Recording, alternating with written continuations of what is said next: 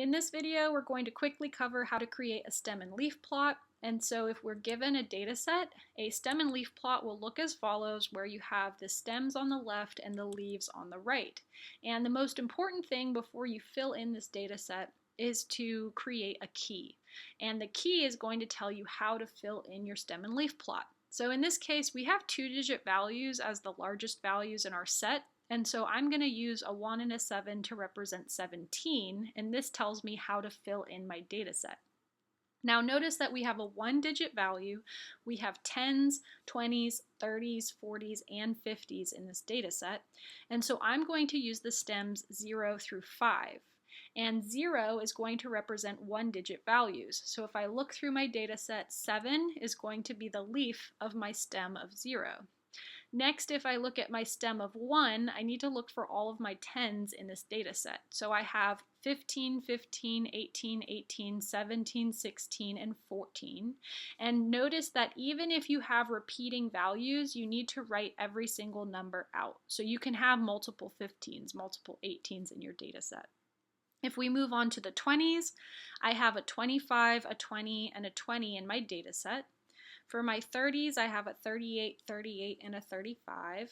For my 40s, I have a 46, 47, and a 48. And for my 50s, I have a 59. And notice that I did not keep these in chronological order. I don't see any problem with just filling them in. Stem and leaf plots are typically just to give you a visual of your data. Now the trickiest part for students is setting up the stem and the leaves, and so this comes down to your key. So I'm just giving a few examples of other ways to break up your data. Let's say you're given decimal values. You can still use 2 digits, and you just need to show in your key that those digits are represented as a decimal. You could also have 3-digit values, and you can still use the first digit as your stem, but just make sure you group your second 2 digits together closely and show that difference, but you can also have a stem and leaf with 3-digit values. And finally, you can actually separate your stems into 2 pieces. So let's say you have not enough stems for your stem and leaf plot. We typically tell students you need to have at least 6 stems in order to create a plot. And if you don't have enough values, you can actually separate one of your stems into a lower and upper half.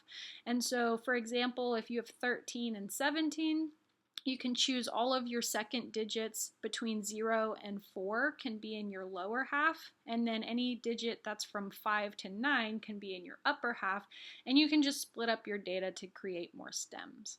But this is just a quick summary on how to create a stem and leaf plot, so I hope it helps.